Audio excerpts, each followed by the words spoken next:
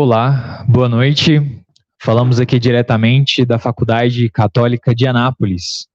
Eu sou o Miqueias Duarte, e transmito uma alegre saudação a cada um de vocês que participam conosco deste momento muito importante. De maneira especial, cumprimento aos nossos alunos da Faculdade Católica de Anápolis. E estamos aqui hoje para tratarmos do tema ecumenismo. O ecumenismo como missão na igreja. E um tema desse precisa de uma palavra de responsabilidade, de alguém que tem um pouco mais de conhecimento no assunto. E por isso temos aqui hoje o nosso já conhecido e ilustre professor Padre Fábio Carlos, e peço que ele se apresente. Boa noite a todos. Eu sou o Padre Fábio Carlos, atualmente estou na paróquia Santo Antônio, em Damolândia, e sou professor há quase 6 anos aqui na Faculdade Católica, no curso de Teologia. E é o nosso curso de Teologia, juntamente com a faculdade, que promove esta live. Desde já, pedimos desculpas pelo pequeno atraso que tivemos, problemas técnicos, a tecnologia nem sempre está aí colaborando 100% com a gente, mas é ela que nos faz estar unidos diante deste tempo de pandemia. E bom, Padre, existe uma pessoa que é essencial para o nosso tema e também para a nossa presença aqui, que é o Espírito Santo. Então peço ao Senhor que possa conduzir essa oração para que possamos dar início a este momento com as bênçãos de Deus. Em nome do Pai, e do Filho, e do Espírito Santo. Amém.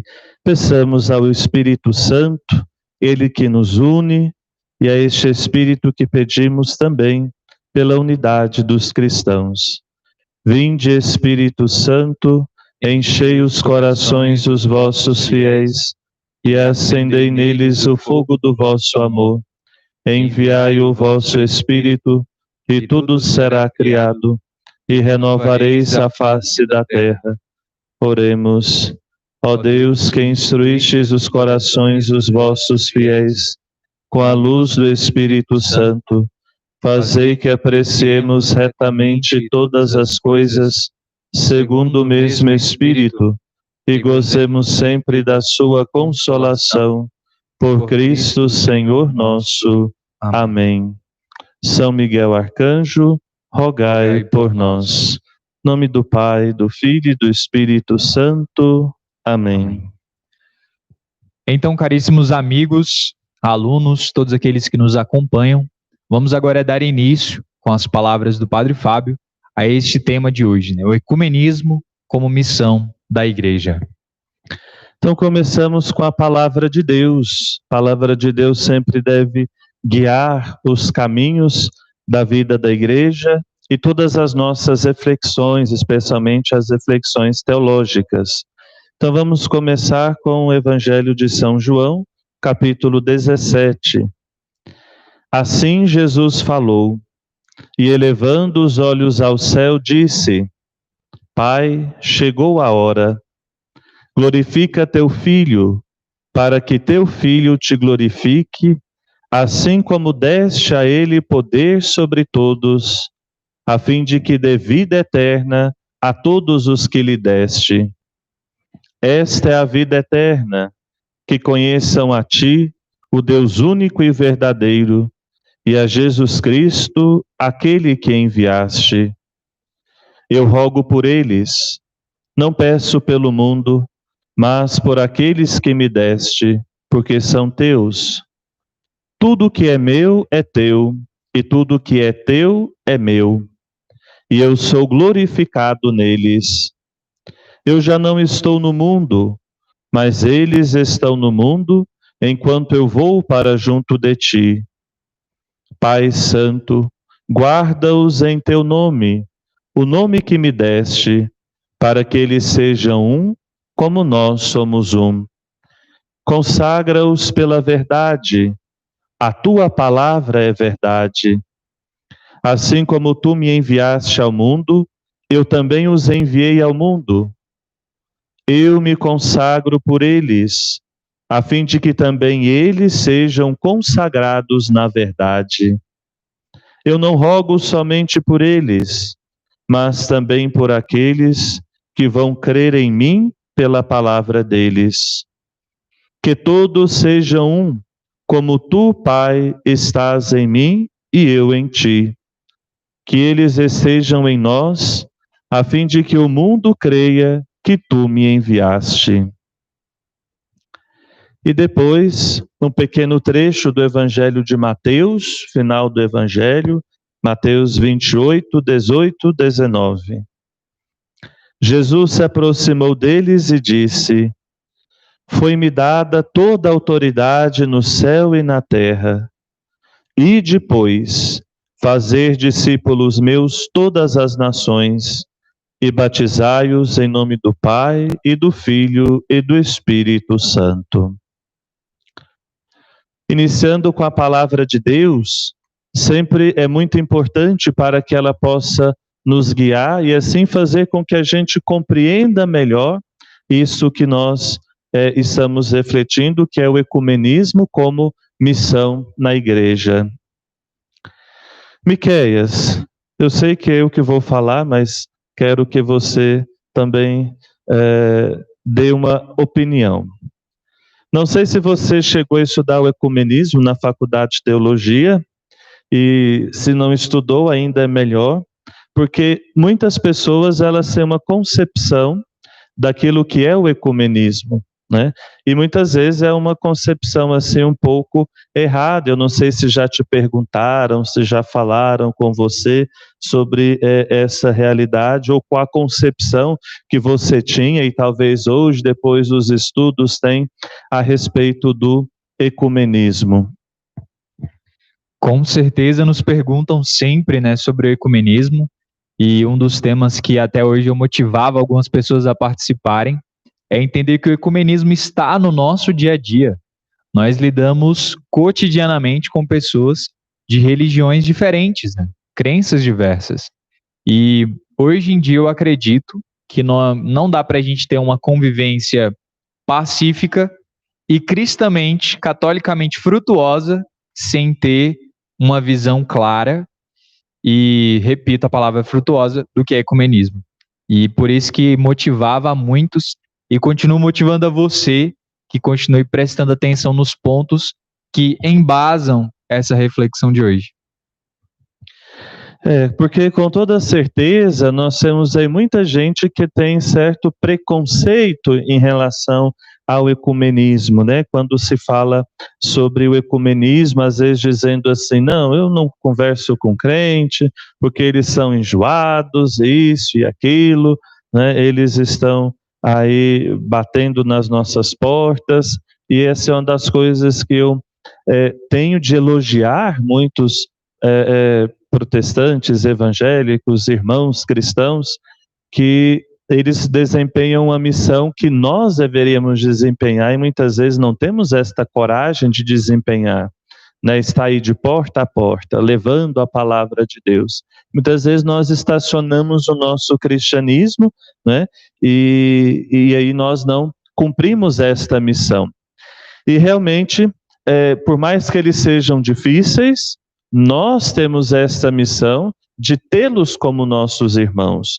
Nós temos essa missão, então, de fazer com que o ecumenismo possa ser realizado, né, e assim quebrar muitos tabus. Uma das coisas que eu tenho escutado dos meus alunos, porque essa é uma disciplina que eu estou fazendo com os meus alunos o curso de teologia neste semestre, a teologia ecumênica, e muitos têm partilhado a questão de quebras de tabus, que achavam que o ecumenismo é uma coisa e agora estão vendo ao estudar que é uma coisa realmente diferente. Em primeiro lugar, acho que devemos pensar no respeito e no diálogo. Duas atitudes indispensáveis para lidarmos com o ecumenismo. Nós escutamos agora a palavra de Deus no início dessa nossa conversa, e é preciso refletir e pensar que este foi um desejo de Jesus. porque naquele tempo a igreja estava em formação e até mais ou menos o século V a igreja manteve certa unidade, estabilidade, mas Jesus era Deus, então ele sabia muito para frente o que ia acontecer, e essa oração, além de pedir a unidade para os seus apóstolos, a unidade dentro da igreja, também eu vejo como a profecia que Jesus fez em relação aos tempos posteriores de muita divisão. E outra realidade, além do respeito e do diálogo, que com certeza faz com que o ecumenismo possa ser levado à frente, é a oração, né? E a oração, a semana de oração pela unidade dos cristãos, até foi uma das primeiras iniciativas da própria igreja em relação ao ecumenismo. E o que move o movimento ecumênico é com certeza a oração. E depois nós vimos, porque não é só o ecumenismo, mas o ecumenismo como missão na igreja. Somos um mês missionário, isso é uma realidade que nós também temos o desafio de refletir. Este ide de Jesus, no segundo trecho do evangelho que nós escutamos, é um mandato para todos nós, né? E se hoje nós somos cristãos, é porque um dia alguém disse sim e levou a palavra de Deus à frente.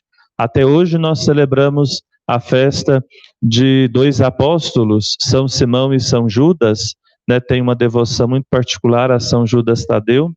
Então foi com os apóstolos que começaram esta missão. Mas numa igreja dividida, como pode haver uma missão e uma evangelização eficaz? Se há brigas entre nós cristãos, aqueles aos quais nós levamos a palavra de Deus e que ainda não conhecem o cristianismo, talvez eles vão pensar assim, mas chega aqui um cristão de uma igreja, agora chega outro de outra igreja, e depois eles começam a brigar entre si. Mas que igreja é? Que cristianismo é esse? Que Jesus é esse que está dividido? Então, uma pessoa que não conhecia a fé cristã, vendo essa divisão, vendo brigas, ela não vai querer ser cristã, porque como ela vai querer participar de uma divisão, de algo que já está dividido, né? Então, por isso que o ecumenismo nos faz refletir sobre o diálogo, e o diálogo é fundamental para este novo ardor missionário na vida da igreja. Sendo assim, o ecumenismo também se torna uma grande missão da igreja. E se é da igreja, é nossa, porque nós somos igreja, né? O Concílio Vaticano II nos diz: a divisão da igreja contradiz abertamente a vontade de Cristo e é escândalo para o mundo, como também prejudica a santíssima causa da pregação do Evangelho a toda criatura. Então, há mais de 50 anos atrás, o concílio nos recordava esta realidade. E a igreja é, por sua natureza, missionária. E eu faço este silogismo: o ecumenismo faz parte da missão da igreja. Então, a igreja deve ser ecumênica.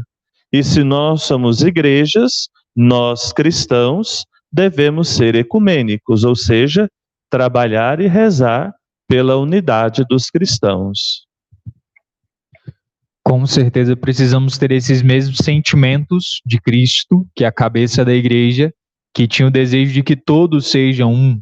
Então, se nós somos seguidores de Cristo, se Ele é a nossa cabeça, nós precisamos ter em nós um desejo ardente de que sejamos um, que haja unidade.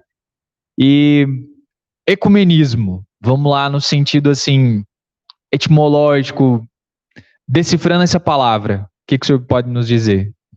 Eu sempre gosto de definições, porque nós precisamos definir as coisas para compreender melhor, né? O termo ecumenismo provém do grego oikomene, que por sua vez encontra sua raiz no substantivo oikos, que significa casa, habitação, né? E no verbo oikem, habitar. Então, o significado no início, né, quando se começou a usar essa palavra, era aqueles que moravam na mesma casa, na mesma habitação. Por isso, os primeiros concílios da igreja, e até hoje, né, Os concílios são chamados concílios ecumênicos, né? Então temos o Concílio Ecumênico Vaticano II, é o nosso concílio, o último concílio da Igreja. Ecumênico por quê? Não porque tinham pessoas de outras religiões, né? Mas porque ecumênico, porque tinha todos da mesma casa, todos da mesma igreja, aquela visão da igreja como uma casa, aquela visão da igreja como uma habitação.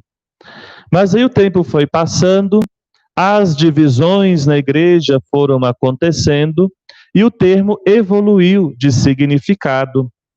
No século XX, o conceito ecumenismo transformou-se bastante, né, daquele que era originalmente e passou, como diz o Guia Ecumênico da CNBB, a designar a doutrina das iniciativas que visam a reconstrução da unidade entre os cristãos. Já não se refere tanto mais aos que fazem parte da mesma igreja, mas tem uma conotação de diálogo com os outros cristãos, né?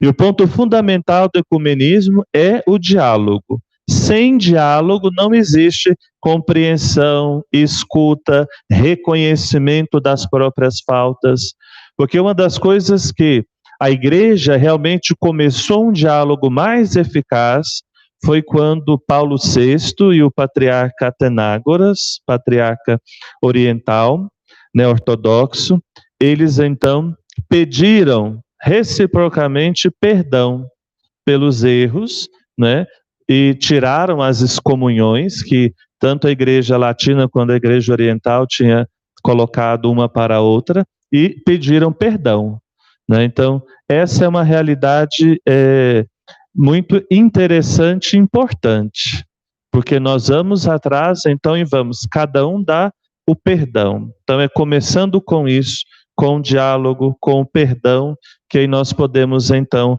continuar o diálogo ecumênico.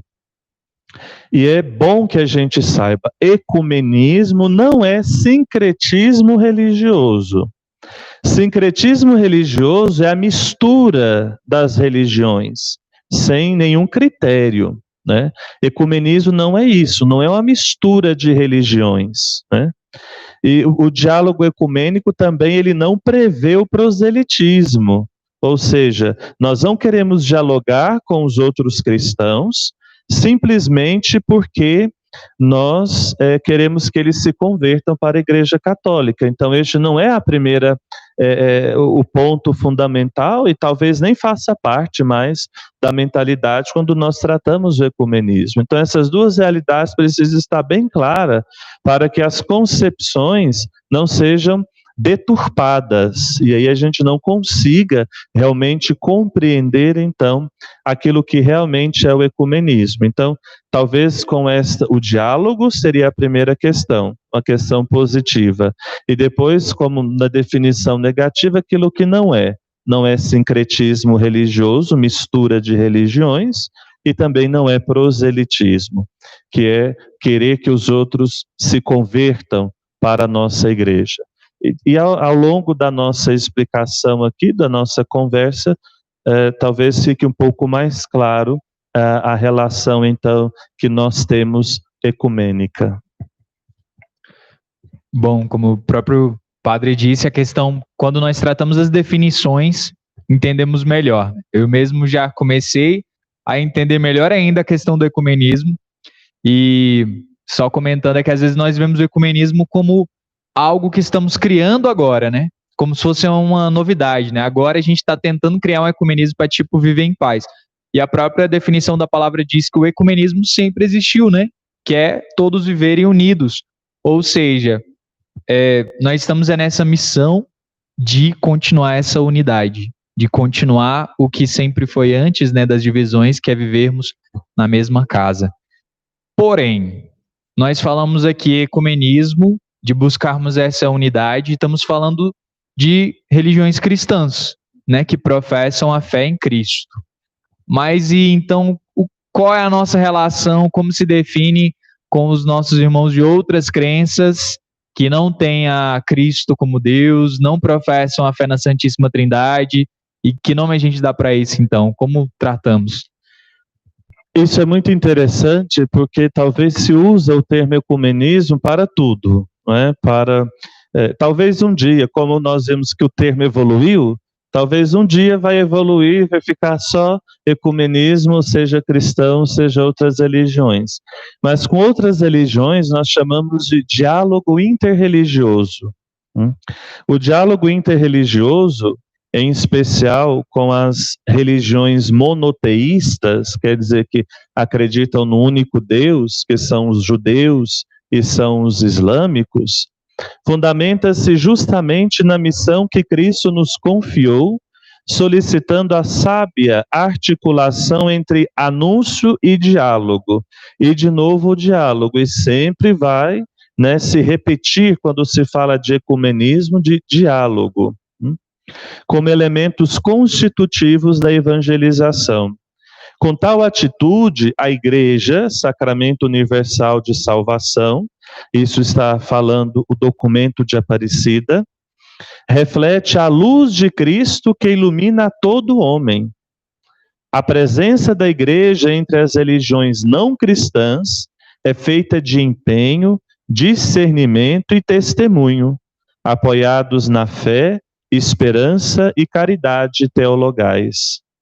Podemos assinalar que as condições essenciais para um verdadeiro diálogo seriam a humildade, o reconhecimento do valor da alteridade, a fidelidade à tradição, a abertura à verdade e a capacidade de compaixão. Assim como, e nós vemos essa diferença, porque a Igreja então trata também de forma diferente. Com o ecumenismo, com os cristãos, temos um organismo da Santa Sé chamado Pontifício Conselho para a Promoção da Unidade dos Cristãos. Então, este trata do ecumenismo. Para o diálogo interreligioso, temos outro organismo da Santa Sé, chamado Conselho Pontifício para o Diálogo Interreligioso. Então, cada um tem sua estrutura, cada um tem os seus dirigentes, e cada um destes dois, então, trabalha um para o diálogo com os cristãos, outro para o diálogo com outras religiões. Bom, queridos amigos, amigas, vimos até aqui, então, as definições e o que consiste o ecumenismo. Ok, agora vamos tentar partir para a segunda estação do nosso tema, que é a questão de missão. Estamos no mês de outubro, ainda é mês de outubro, e na Igreja do Brasil nós somos convidados a celebrarmos o mês das missões. Então, para entendermos também o ecumenismo como missão, eu peço ao Padre Fábio que nos explique então o termo missão. Que consiste isso?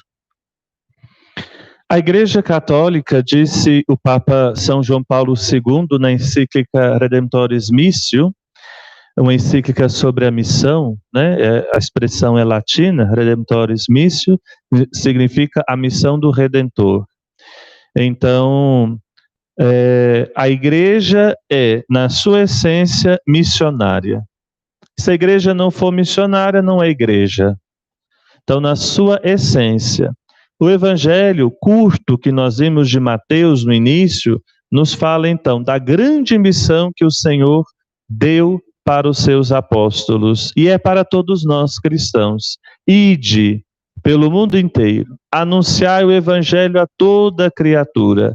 E aí deu o fundamento da nossa fé, que o início e fundamento, o batismo. Batizai-os em nome do Pai, do Filho e do Espírito Santo. E a Igreja jamais pode prescindir da sua missão, e muito menos se fechar em si mesma, diante do imperativo do seu fundador e mestre, quando diz para ir pelo mundo inteiro e pregar o Evangelho a toda criatura. Em obediência ao Evangelho, a Igreja quer sensibilizar todas as pessoas de boa vontade no desejo de um crescimento sempre maior do amor por sua obra missionária. Não porque somos bons, mas porque Deus é essencialmente eterno e bom.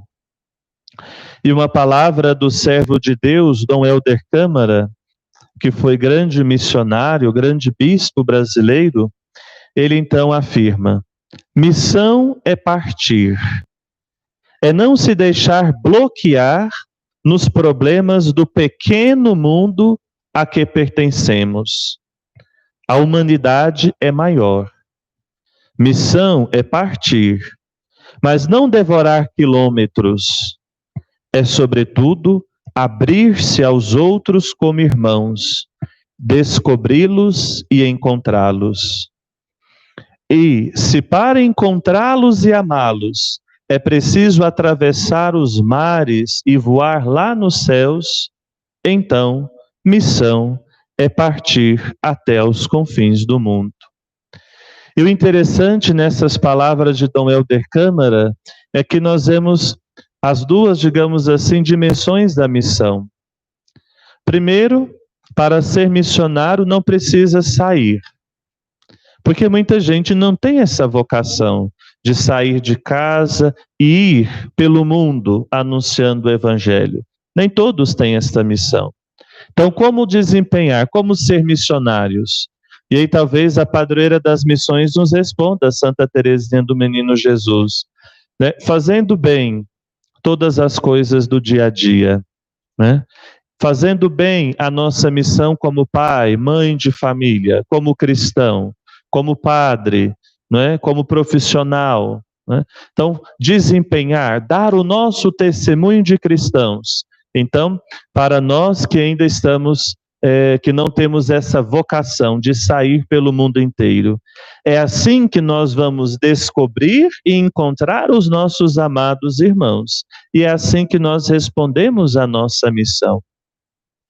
E no fim, Dom Helder diz que para alguns a missão é sim levar a vários quilômetros pelos mares ou pelos céus, né?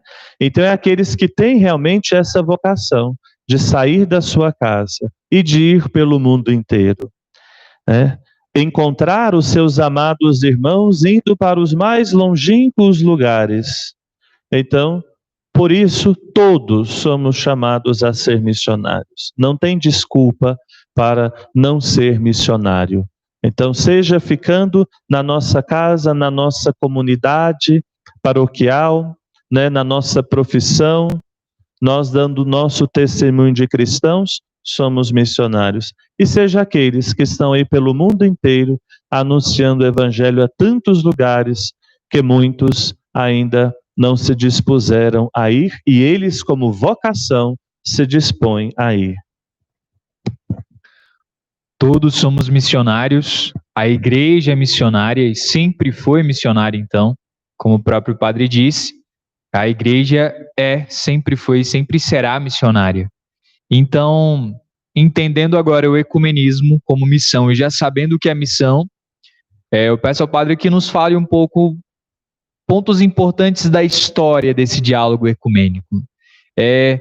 Como a igreja foi entendendo e realizando a sua missão dentro desse diálogo ecumênico, dentro dessa busca por viver o ecumenismo.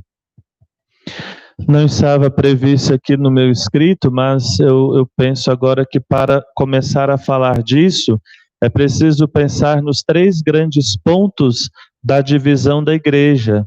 Então, o primeiro eu mencionei há pouco, o século V, houve então uma pequena divisão na igreja oriental. Depois, no século XI, aí sim, houve o grande cisma do Oriente, né? E no século XVI, o cisma do Ocidente, né? Que aí foram fundadas as igrejas protestantes, né?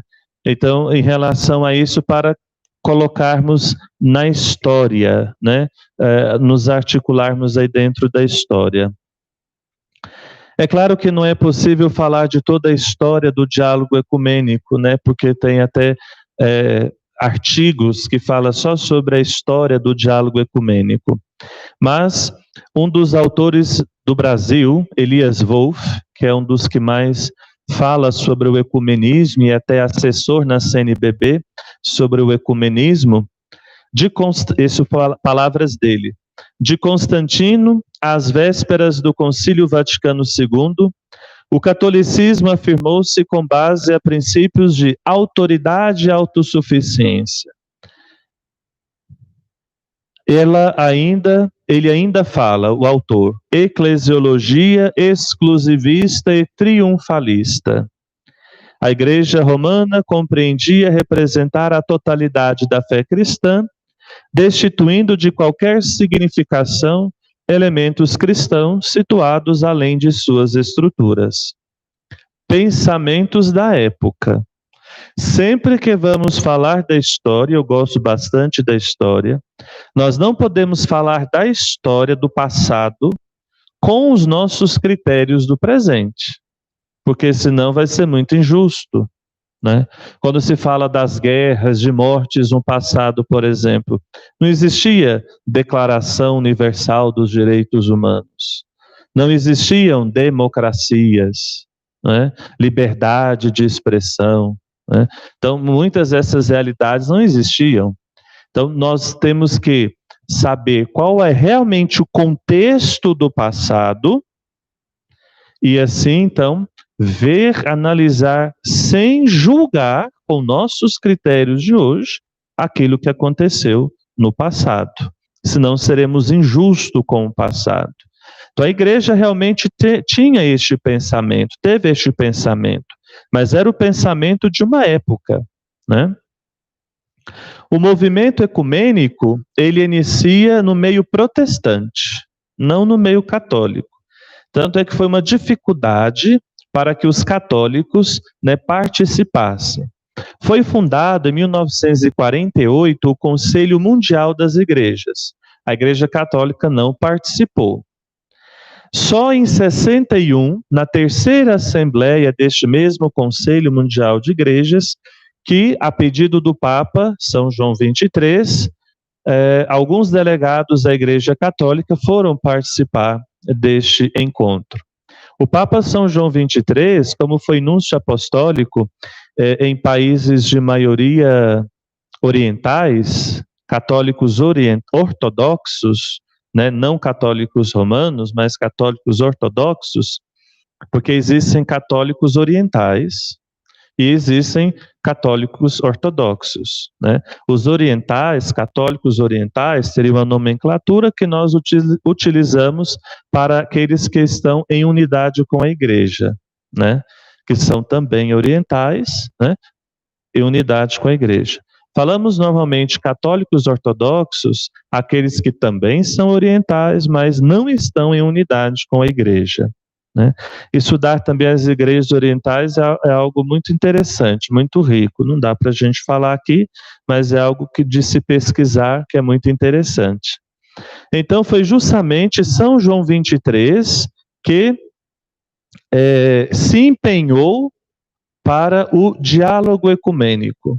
E por isso até o Vaticano II tratou sobre isso. Mas nem tudo e nem todos na Igreja Católica deste período foi anti-ecumênico, né? A situação de distanciamento oficial do movimento ecumênico não impediu o surgimento de vozes e iniciativas ecumênicas que aos poucos vão penetrando os meios católicos. Por exemplo, em vários níveis nós já tínhamos engajamento de católicos no ecumenismo. Na reflexão teológica, especialmente os grandes teólogos do Vaticano II, eles já tinham, né, na sua teologia, nas suas reflexões, eles já refletiam sobre ecumenismo. Na espiritualidade, por exemplo, a Semana de Oração para a Unidade dos Cristãos, né, que ela foi instituída lá, salvo me engano, pelo Papa Leão XIII. Então, lá no finalzinho do século XIX, início do século XX, né? Então, já há muito se rezava pela unidade dos cristãos. Organismos ecumênicos originados da Igreja Católica, especialmente na Europa, porque lá que as igrejas mais tradicionais protestantes são mais fortes e também as próprias igrejas ortodoxas também têm mais força, né? Na busca de um diálogo estável, grupos católicos e anglicanos que tinham debates bastante produtivos, né? E especialmente na ação social. As duas grandes guerras fizeram com que realmente católicos, protestantes, ortodoxos e de outras religiões se unissem a favor do povo que sofria bastante. Então, as instituições dessas igrejas. Mesmo a Igreja Católica não estando presente institucionalmente nas atividades ecumênicas, este espírito ecumênico sempre permeou a vida da igreja. Pastores, leigos, leigas, religiosos, sempre houve essa preocupação. Mas é na década de 60 que as mudanças podem ser vistas. Em 1960, o Papa São João XXIII institui o Secretariado para a Unidade dos Cristãos, que depois se transformou no Conselho Pontifício para a Promoção da Unidade dos Cristãos, que eu falei há pouco. Depois ele convida observadores ortodoxos, anglicanos e protestantes para o Concílio Vaticano II. Isso é uma grande novidade. E retira as expressões antissemitas na liturgia da Sexta-feira Santa, porque tinha até hoje, diríamos, né, os mais alvoroçados diriam expressões preconceituosas, né, que hoje tem preconceito em tudo, né? Mas não foi só ele, São João 23. São Paulo VI, eu já havia mencionado, ele, o patriarca Atenágoras, mas também se encontrou com vários outros patriarcas. O Papa João Paulo I, mesmo seu breve pontificado, sempre acenou nos seus poucos discursos sobre essa necessidade de diálogo.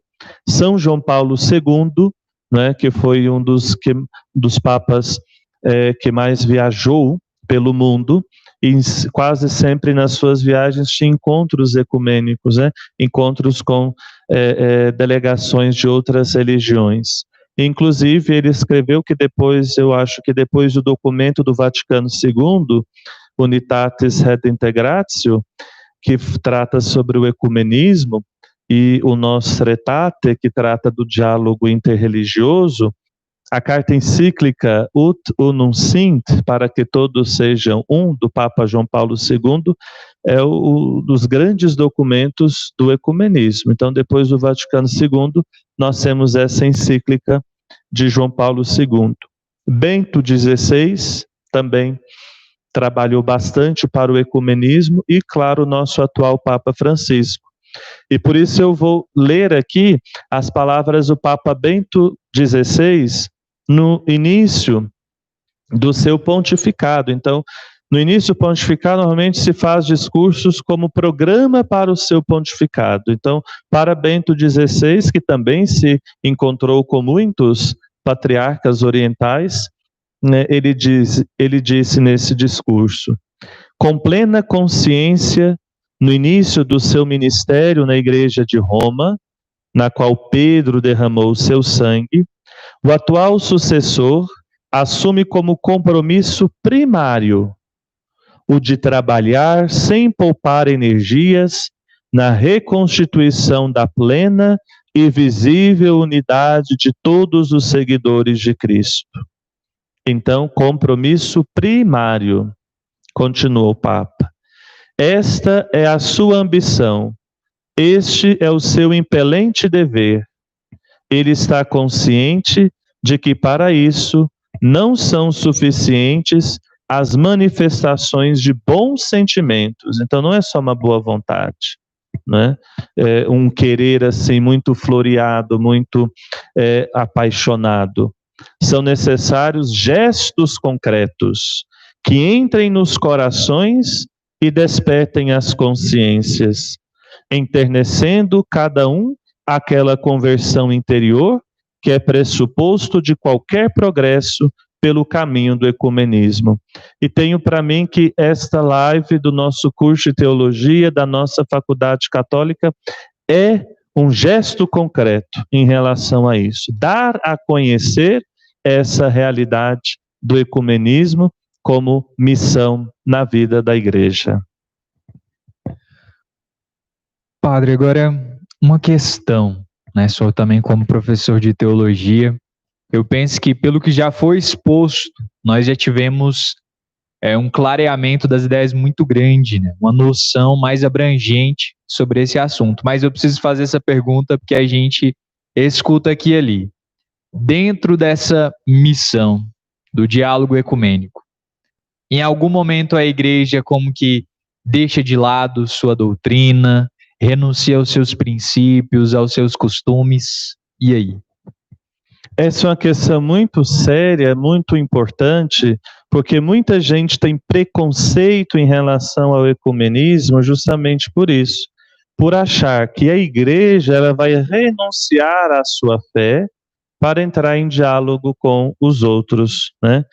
Mas de forma alguma a igreja renuncia à sua fé, à sua doutrina, aos seus princípios, não. A igreja, para realizar um diálogo real com os outros cristãos e um diálogo interreligioso, ela não renuncia nada do seu depósito da fé. E vai dizer o Vaticano II, como toda a renovação da igreja consiste essencialmente na maior fidelidade à própria vocação, ela é, sem dúvida, a razão do movimento para a unidade. Então, fiel à sua vocação. Então, se a nossa vocação ela é ser fiel à doutrina da igreja, então quanto mais fiéis nós somos, mais então trabalhamos para a unidade. Então, quanto mais a igreja for realmente igreja católica, apostólica, romana, mais ela estará trabalhando para a unidade dos cristãos. Mas quanto mais nós formos cristãos de verdade, autenticamente, mas nós estaremos trabalhando para a unidade dos cristãos. Porque eu pensava esses dias, se a gente renunciar à nossa fé e formos então nos transformar neles, o que eles vão olhar da nossa fé? O que vai atrair? Então, por que eles então vão se aproximar da nossa igreja, se nós formos iguais a eles? Então não tem sentido. Então é melhor que vocês católicos, né, se eu fosse um protestante, vocês católicos venham para a nossa igreja, já que vocês querem ser igual a gente, venham para a nossa igreja, acaba com a de vocês, não é? Então, não é isso, porque quando eles realmente olham a riqueza da igreja, toda a tradição, toda a seriedade, tudo, nós vemos aí como um Newman, como um Scott Hahn, né, e a sua esposa, eles vão para a igreja, porque eles veem a verdade. Nós precisamos realmente dar o nosso testemunho.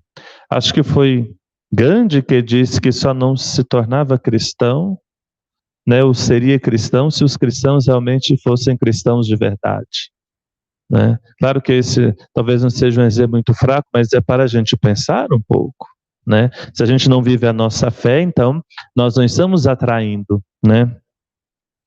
A Igreja Católica ela tem plena consciência, né?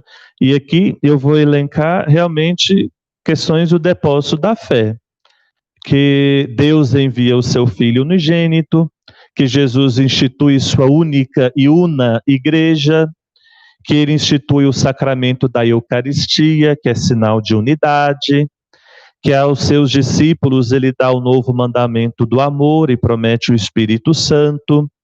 Suspenso na cruz e glorificado, ele derrama o Espírito Santo prometido e nos chama e nos congrega na unidade da fé, esperança e caridade. O Espírito Santo habita nos crentes, penetra e rege toda a igreja, realiza e distribui as graças e os ofícios e enriquece a igreja com seus inúmeros dons. Cristo dá aos seus apóstolos, aos 12, o ofício de ensinar, governar e santificar. Então, tudo isso como um resumo, né, daquilo do depósito da fé. Dentre eles, escolhe Pedro, sobre quem, após a profissão de fé, decide edificar a sua igreja. E aí nós temos a pregação do Evangelho, a evangelização, a administração dos sacramentos, o governo no amor pelos apóstolos, sendo Pedro o primeiro dos apóstolos, né? A Virgem Maria, os santos, né? A oração pelas almas dos fiéis falecidos. Assim, a única grei de Deus, como um sinal levantado entre as nações, administrando o evangelho da paz e todo o gênero humano, peregrina na esperança rumo à meta da pátria celeste. Então, isso eu poderia acrescentar todos os artigos da profissão de fé, não é, que está lá no catecismo, muito explicado no catecismo da Igreja Católica, por exemplo. Então, tudo isso nós percebemos, então, que realmente a Igreja não renuncia. Para abrigar a todos, a Igreja renova-se em suas instituições, linguagem, doutrina e espiritualidade. Mas isso de renovação, no sentido de trazer a mensagem, o depósito da fé, com a linguagem, com a compreensão de hoje, né? Então não é renunciar, é atualizar. E o Vaticano II nunca revogou, como alguns às vezes falam, nunca revogou nenhum artigo da fé. Todos os dogmas proclamados no Concílio de Trento, o Vaticano II permaneceu com todos eles. Não retirou nenhum. E, no entanto, o Vaticano II fez uma grande renovação na vida da Igreja. Então, não é fazer com que eles se aproximam de nós, né, renunciando a certas realidades. Não se trata de modificar o depósito da fé, de mudar o significado dos dogmas, de banir destes dogmas palavras essenciais, de adaptar a verdade aos gostos de uma época, também não é isto, de eliminar certos artigos do credo com o falso pretexto de que hoje já não se compreendam. A unidade querida por Deus só se pode realizar na adesão comum ao conteúdo integral da fé revelada, disse São João Paulo II na encíclica Ut Unum Sint. Então, não retira, não fazemos concessões, mas dialogamos, compreendemos, tentamos entender cada um daqueles que desejam se aproximar, e nós, indo ao encontro deles, também isso. Porque ecumenismo se faz, como se faz no início? Um diálogo com aquilo que é comum, né? E aí, tendo aquilo que é comum, tendo fortalecido aquilo que nos une, aí nós vamos partir então para aquelas coisas que nós estamos em divergência e aos poucos vamos dialogando e tentando entrar, né, no comum em relação a essas outras realidades. Bom, agora vamos para esse ponto, vamos dizer assim, prático, né? Vamos nos imaginar aí numa grande sacada ali da Basílica de São Pedro e vamos fazer ecumenismo, mas com quem então? Aí porque como católicos nós olhamos, né, para as outras religiões e vemos que essa desintegração, né, na unidade cristã, nós temos vários segmentos, né, da religião cristã. E com quem nós podemos fazer ecumenismo? Com quem especificamente? Para responder essa pergunta, cito o Catecismo da Igreja Católica, número 1271. O batismo constitui o fundamento da comunhão entre todos os cristãos, também com os que ainda não estão em comunhão plena com a Igreja Católica. Aí o Diretório para a aplicação dos princípios e normas sobre o ecumenismo do ano 2000 vai nos dizer: as comunidades cristãs são as comunidades que reconhecem Jesus Cristo como verdadeiro Deus e verdadeiro homem, Filho unigênito do Pai eterno, e proclamam que Ele, o crucificado e ressuscitado, é o único Salvador, mediador entre Deus e os homens, Senhor glorificado do universo. Primeiro lugar, não vou dizer em primeiro lugar, porque senão a gente faz uma certa hierarquia, e não temos assim uma hierarquia, mas se colocamos aí os ortodoxos, porque eles têm em comum conosco não só o batismo, mas todos os demais sacramentos, a sucessão apostólica, né? Então, com os ortodoxos nós temos aí muito mais condições de um diálogo muito mais fácil, muito mais simples, né? Depois, as comunidades eclesiais, igrejas e comunidades eclesiais, onde o batismo é válido, normalmente aquelas mais tradicionais, não é? Então, quando o batismo é válido, então nós temos aí força também muito positiva, algo bastante positivo para um diálogo mais eficaz. As outras comunidades eclesiais que não se dizem cristãs, né, que não são cristãs, não, as comunidades eclesiais que não têm o batismo válido, que eu quero dizer, não é que não são cristãos, que não têm o batismo válido. Essas comunidades, elas se englobam como comunidades cristãs de acordo com a definição do diretório, porque elas aceitam Jesus como Senhor e Salvador, né? Então, com estes também é possível um diálogo. Só que para ter um diálogo é necessário que haja um positivo das duas partes, que não se faz diálogo sozinho é monólogo, né? Então, se eu estivesse aqui falando sozinho, eu nem estaria falando totalmente sozinho, porque tinha gente me escutando, né, do outro lado aí. Mas este monólogo aqui é só a igreja, e se os outros não querem, não tem como fazer, né?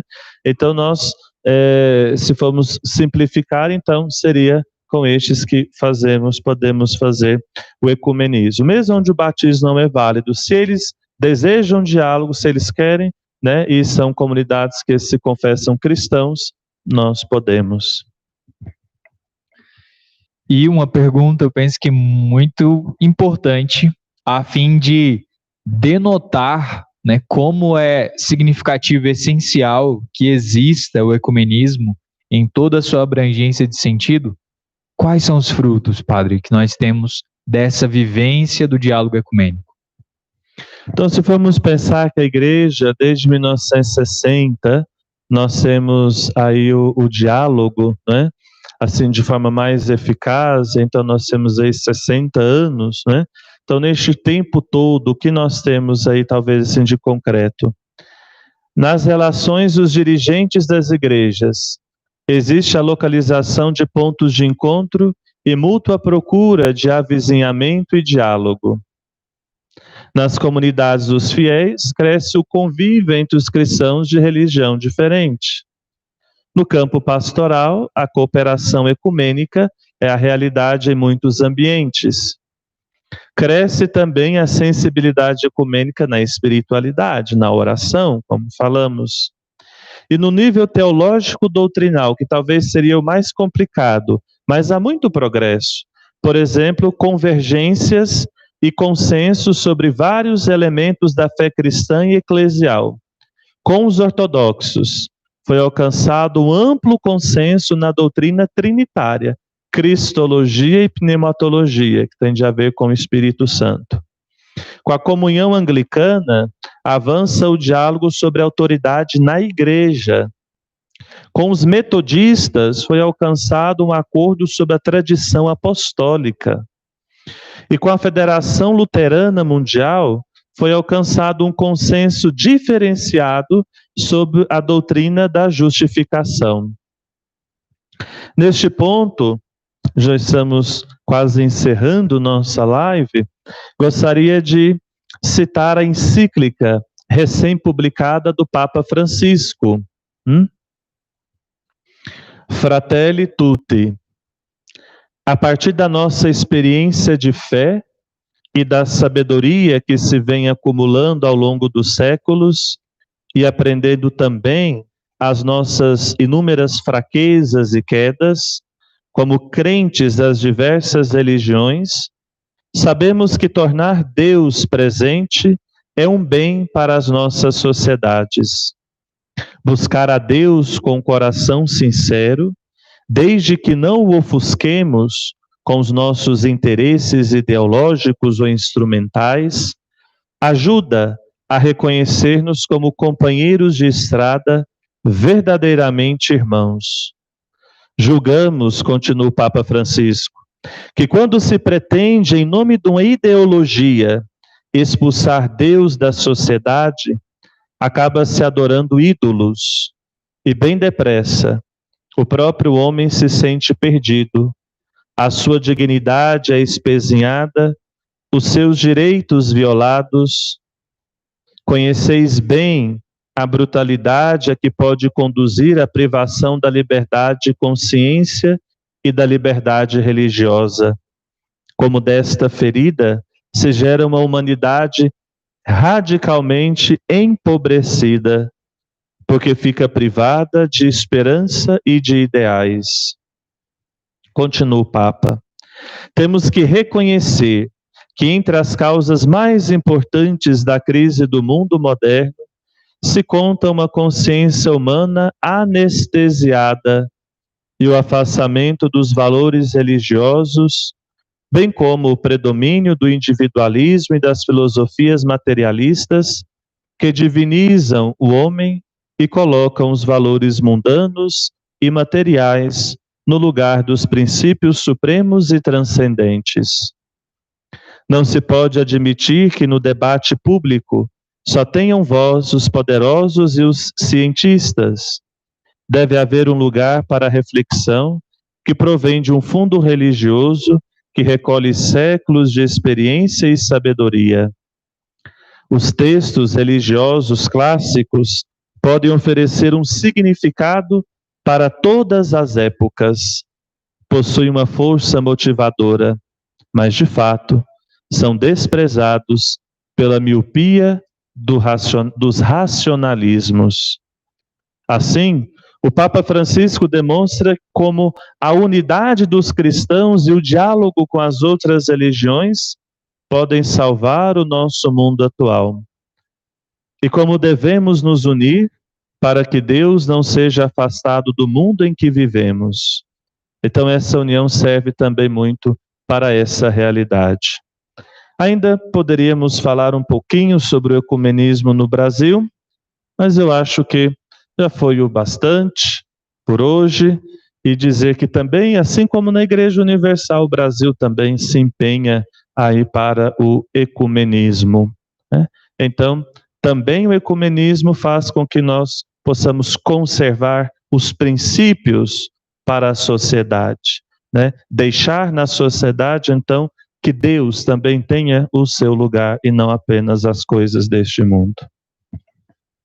Então, amigos, amigas, agradeço muito, né, em nome de todos, garanto ao Padre Fábio pela sua exposição e agradeço a você que esteve presente conosco até este momento final da nossa apresentação.